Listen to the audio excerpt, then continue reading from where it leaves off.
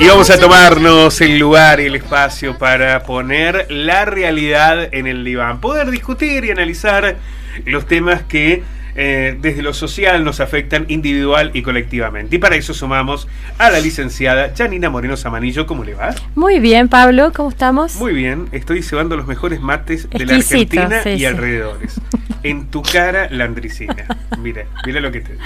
No, tremendo. Ahí, no un se poquito ve, caliente el agua, pero la gente no sabe. La gente no comprende lo que significa cebar un mate con espumita. Bueno, señora, pero no es por el tema que le hemos traído hoy al programa. En algún momento podemos, si quiere usted, analizar la calidad del mate y lo ponemos en el diván. ¿Vos decís? Bueno. Sí. Pero vamos a otro tema. Hoy se presentó en Río Cuarto un informe que fue impulsado por la Defensoría del Pueblo de Río Cuarto, la Universidad Nacional, elaborado por docentes, por el docente investigador Juan Munt, junto a la doctoranda Analía Rodríguez y la tesista de grado Julia Mazzone. Hicieron un estudio con 330 alumnos de 7 escuelas de nivel medio, secundario, de Río Cuarto. A ver, algunos de los datos. Un 19% de los adolescentes, advierten los especialistas, está en riesgo por las apuestas online. Y acá hacemos un punto. Sí. Hablamos de 2 de cada 10 pibes que cuando hablamos en riesgo es que tienen una exposición sistemática de juego problemático. Es una locura, es un número mucho. Altísimo. Pensemos en que esto se multiplica en miles de pibes que a través del celular y probablemente sin las herramientas de protección están apostando plata, poniendo recursos, exponiéndose frente a esta situación que no debería pasar desapercibido, ¿no? No, y justamente lo que decís es una muestra, es una porción que representa a la totalidad. Yo creo que con ese número que es tan significativo estamos en problemas, porque la adicción no es lo mismo que la recreación, porque viste que como que hay que evaluar bien el tema, no es un juego recreativo, ya estamos hablando cómo se mide una adicción, por la frecuencia y la intensidad, o sea, cuánto tiempo lo hago y con qué frecuencia. Y esta muestra nos está marcando de que ya estamos hablando de una adicción. Se suma un elemento a esto que describís, Yani, que tiene que ver con que además acá está en juego, están poniendo plata. Bueno. Digamos, no es que están simplemente jugando los chicos a un juego en el que perdés una fichita o game over. Bueno, pero acá estamos hablando de dinero. Y del dinero y del nivel medio, dijiste, ¿no? Sí, o sea, alumnos del secundario que no deberían estar apostando porque no tienen la edad para poder hacerlo. Y lo que tendríamos que preguntar es de dónde sacan el dinero, porque probablemente no trabajan, ¿no? Entonces, digo, hay una accesibilidad al dinero o a las tarjetas de crédito, que eso se está viendo mucho, de manera cautiva, o sea, no están pidiendo a veces permiso por esto, o no hay un control sobre el dinero que piden desde los papás para ver qué están haciendo con ese dinero. Tampoco hay un control de las apps que se han bajado, porque generalmente se hace desde el celular o los videojuegos. Entonces, bueno, eso involucra la responsabilidad de toda la familia, no solamente de los adolescentes. Sí, está claro, porque uno de los aspectos que también se planteó es que trasciende estructuras sociales, claro, ¿no? Estamos hablando desde sectores, niveles más bajos, medios o altos.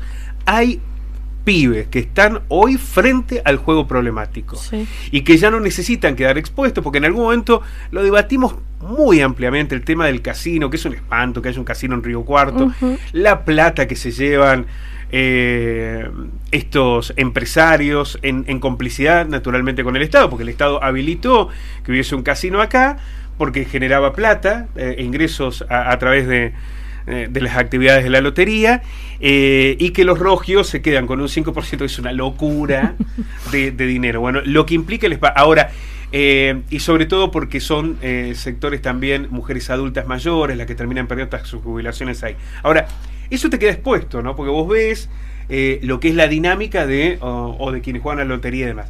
Acá estamos hablando de pibes que a lo mejor en su habitación, en la soledad, sin la observación de alguien más, terminan apostando sus ingresos y apostando su tiempo, su salud mental.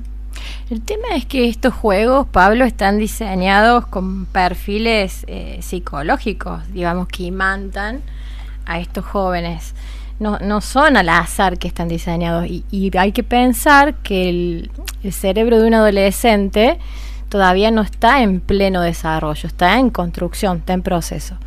Entonces vos fíjate que los juegos y las publicidades que van entre juego y juego, sí, intentan todo el tiempo, que las publicidades también son para jugar, generalmente deportivas. Para promocionar, incentivar el juego. Exacto. Que se llaman en inglés loot boxes, que es cajas de recompensa. Entonces lo que están buscando todo el tiempo es que vos te enganches con este, y si no te enganchas con este, te enganches con el próximo, ¿no? Está diseñado para eso. Y ante estas poblaciones adolescentes que tienen estas características, bueno, capta rápidamente, porque necesita el adolescente esa cuestión media hasta compulsiva, no te diría impulsiva, de estar metido todo el tiempo ahí. Pero bueno, me parece que eso tiene que ver mucho con el no control de un montón de situaciones, del dinero, del uso del celular, del uso de los videojuegos, de los horarios en que se usa. Muchos chicos están jugando toda la madrugada, se acuestan a las 7, 8 de la mañana, te lo dicen abiertamente. Entonces, me parece que estamos ante una problemática que es perversa. Bueno, en algunos casos había docentes allí que planteaban que incluso han advertido casos de chicos que están apostando en el aula, que ahí aparece otro elemento que tiene que ver con el uso del celular ahí. Pero algún dato del que yo no tengo mucha explicación, pero me gustaría, Yani, que vos lo puedas evaluar, que tiene que ver con la brecha de género. El 37, se eleva mucho el porcentaje de chicos en riesgo cuando son varones y no mujeres. El 37,2% de los varones se ubica en esa categoría del riesgo, y sin embargo baja mucho en el caso de las mujeres, que es del 5,3%. No sé. Mira, no tengo la respuesta, la podemos construir juntos, digo, pero hay muchas situaciones que se están dando hoy que tienen que ver con que se amplía la estadística siempre por el género, y siempre tiene que ver con lo masculino. Algo está pasando en esos Los especialistas dijeron o sumaron factores de socialización y dinámicas grupales que hacen que los varones realicen más. Esto es lo que ellos evaluaron. No quisieron, y dieron esa argumentación, ahondar sobre ese eje, porque señalan que hay algunos aspectos que plantearon los chicos que tienen que ver con la confidencialidad, más allá de que se dé un dato colectivo. Se entiende. Pero dieron esos dos elementos. También las cuestiones vinculares ahí, que son importantes y que nos llevan para un lado más protector, más preventivo, se da también más en el género femenino, porque es como que tienden a hacer otro tipo de actividades, ¿no? Y a vincularse de otras maneras. Entonces vos fíjate, porque el juego tampoco es que es individual. Hay mucho juego online que también es compartido con otros usuarios que están en línea en el mismo momento y están jugando con vos. Entonces me parece que ahí también se ha diseñado y se ha captado más para lo individual y colectivo, pero que tiene que ver con el género masculino. Y también tener en cuenta, lo digo como una posibilidad, no tengo, te repito, la respuesta a eso, pero tener en cuenta que siempre en la adolescencia, desde la niñez a la adolescencia, siempre las mujeres, las niñas, las adolescentes van como 2 añitos más adelantadas madurativamente. Entonces también puede que esté influyendo ese factor, que es más hasta biológico, te diría. Bien. Y que estén interesadas en otro tipo de cosas, ¿no? Y no necesariamente en esta cuestión más compulsiva, más... Exacto. Pero y fíjate también en los temas, te corro el eje y volvemos, pero en los temas de violencia que se está dando, que todo el tiempo lo traemos, también tiene que ver mucho con los varones, con el tema de la delincuencia también. Digo, hay un factor en la socialización que me parece que es para analizar desde un montón de variables. Bueno, que habría que ver todos esos aspectos culturales y sociales que terminan definiendo. Yo lo remarqué porque me pareció interesante lo que dijo la profesora Analía Rodríguez, que dijo: como universidad pública no podemos permanecer ajenos, porque a mí me da la sensación, esto lo digo con cierto dolor, que la universidad está muy ausente en muchísimos debates sociales que hoy deberían formar parte de la natural participación universitaria. Te doy un ejemplo de reforma laboral. ¿Sí? Puede haber algún abogado que sea, no sé, docente en la universidad y que haya hablado, pero la universidad estuvo absolutamente ausente en esa discusión. Y como esa, en muchísimos aspectos. Mira, hay una falta de discurso. Por eso me pareció interesante que la profesora me Rodríguez lo haya parece planteado. totalmente interesante lo que trae. Yo lo pensaba en estos días con esto de que se ha presentado un proyecto como ciudad de universidades y todo esto. Y pensaba, sí, está hermoso pensarlo en esos términos, pero no se trata de la cantidad de universidades que tenemos. Se trata que la calidad y la excelencia educativa en estos términos, que son los que tienen que dar debate a los contenidos sociales sobre todo y que nos implican a nuestra ciudad, porque esos estudiantes provienen de la ciudad y de alrededor de la ciudad, hasta de otras provincias, no están debatiendo nada, ni las públicas ni las privadas.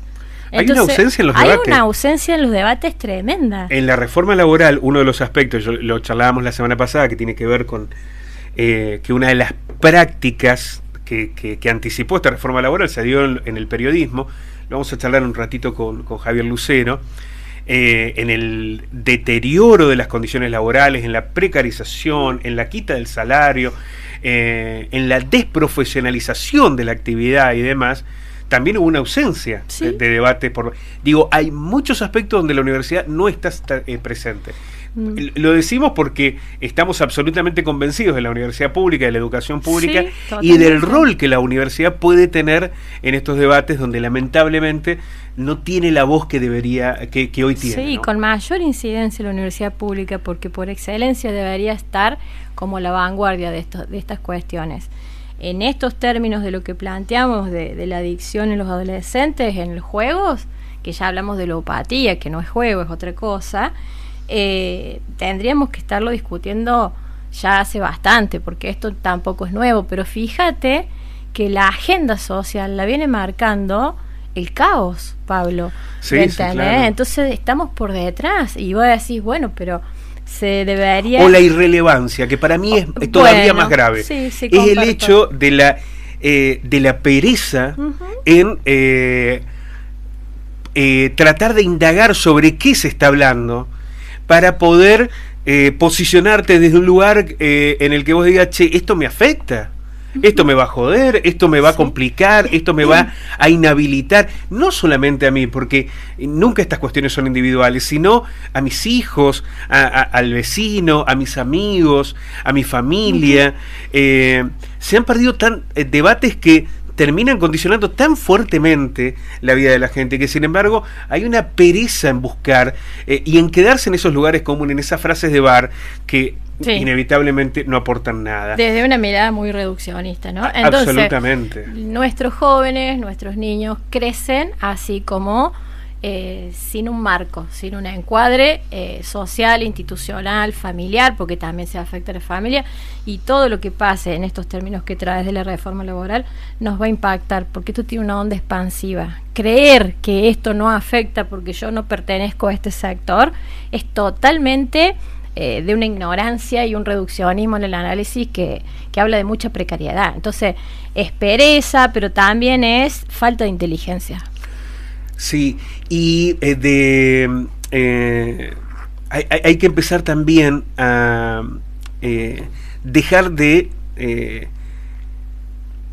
reducir o de justificar o de buscar comprenderlo todo, y en esa no me digo desde la comprensión desde el pensamiento, sino en la justificación, porque tiene que haber por parte de la sociedad un compromiso mayor frente a decisiones que otros toman para el conjunto social, porque después la idea de decir fueron los otros, mirá, yo tengo que laburar, que son los políticos, porque lo que estamos haciendo en esa falta de compromiso es otorgarles un cheque en blanco. Sí. Y las consecuencias son las que estamos viviendo. Exacto, ¿no? Pero hay una ausencia de corresponsabilidad en todos los temas, ¿no? Esto como que le pasa al otro, te pasa a vos, le pasa al hijo del otro, se murió el otro en el accidente, es como si a vos nunca te fuera. Esa omnipotencia nos deja en un lugar bastante vulnerable, porque a todos nos puede pasar cualquier cosa. Entonces somos corresponsables de las discusiones, de las decisiones, de cuando votamos, cuando decidimos, cuando evaluamos, cuando estamos al frente de nuestros hijos, cuando estamos al frente de un aula. Digo, desde cualquier ámbito que estemos, somos responsables, mayor, menor medida, obviamente. Por eso queríamos retomar, no hay más datos que los que hemos suministrado, digamos, en datos puntuales, particulares. Hay una primera presentación del proyecto. Sí me pareció interesante que no solamente se quedaron en el dato, sino que plantearon la necesidad de que haya políticas públicas basadas en datos que generen instrumentos confiables. Me parece que es interesante decir, bueno, sobre esta información veamos cómo trabajar, ¿no? Porque, por ejemplo, el hecho de que sea transversal a todas las clases sociales, me parece que es un dato muy relevante, porque vos no podés llegar de la misma manera a un pibe que va a tener frente a la problemática de una adicción la posibilidad de ir a un psicólogo, de ir a una clínica, totalmente, de tener una contención, de hacer una terapia y demás, ante quien no la va a tener a esa posibilidad, porque a lo mejor ni siquiera hay una familia presente que lo pueda acompañar en ese proceso. Por eso, en esa heterogeneidad, también es importante reconocer estos datos. Totalmente, y también pensar por qué lo están haciendo y para qué lo están haciendo, ¿no? No es lo mismo, como decías, un grupo de jubiladas quizás que va a un casino, que una persona que perdió el trabajo, que va al casino o va a un bingo, una tómbola, porque cree que con un numerito quizás tenga la salvación, a un adolescente que tiene otras características.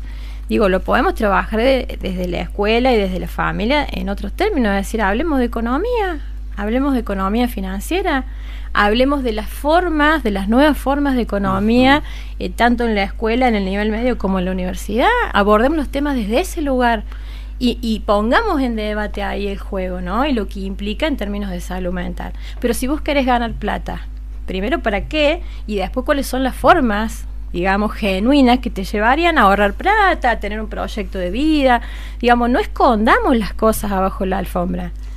Porque también tiene que ver con eso. Sí, porque hay que recuperar algunas matrices. Me pareció muy interesante lo que planteó Guillermo Jeremías esta semana, que había abordado con Estela Concordano, con la ex concejala, que además está ahora como funcionaria provincial, un tema vinculado con la educación, y algo que le había dicho Estela, de cómo hay muchas familias que han empezado a desestimar el valor de la educación.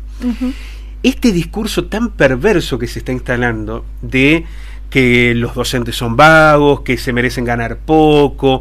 Hoy lo escuchaba al decano y me pareció muy preocupante. Pasó desapercibido el decano de Ciencias Económicas, Mana, que es de pensamiento libertario, muy afín a esto, que decía, bueno, por suerte se está hablando de la productividad de los docentes, en esta idea de que nunca citó ni la baja salarial ni la falta de presupuesto, no lo citó. No. De hecho, es el único decano que no participó en ninguna de las marchas en reclamo de mejoras salariales o mejoras presupuestarias.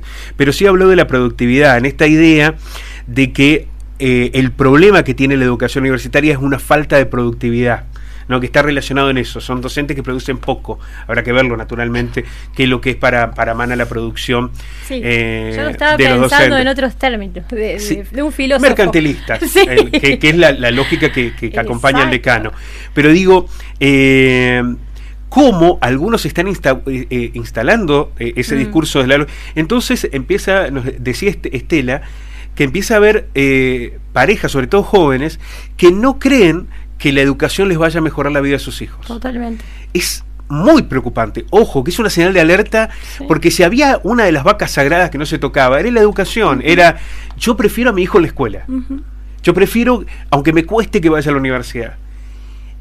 Bueno, pero ojo, nuevo, que empieza a aparecer eso que es muy nocivo. De nuevo, porque si hubiera un espacio para debatir esto, directamente no lo saco de la escuela, mi hijo. Voy al lugar donde se debate y en todo caso tenemos que ajustar un montón de cuestiones en la educación. Sí, yo en eso estoy de acuerdo, pero eso no implica no a la educación, o hay alternativas mejores a la educación. Este tajo también es la reforma laboral. Bueno, ahí está. Si hay algo que está mal, bueno, démosle posibilidad. ¿Posibilidad a qué? No, bueno. A que un pibe no vaya a la escuela, a que no puedas ir a la universidad, a que haya docentes No. que cobren salarios de miseria. Eso no es una posibilidad, es quitarle un derecho que está hasta establecido por parámetros Una internacionales. vaca sagrada, Yani. Era una de las cuestiones que nos instalaban como lo único que te voy a poder. Yo me acuerdo mis viejos. Mi lo que viejo decían, lo mismo. Lo único que te voy a poder dejar es la educación. esto, ¿Por qué? Porque exacto. no había una expectativa de que te vayan a dejar una herencia. No. Era la educación. Nosotros heredamos la educación y la Exacto. educación Y hoy pública. eso está poniéndose Sí. en debate.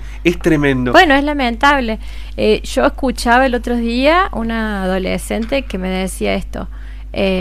Bueno, a mí me dijeron que la universidad privada te da lo que te tiene que dar, lo que realmente necesitas. La pública te da un montón sin sentido. Eran otras las palabras, pero bueno.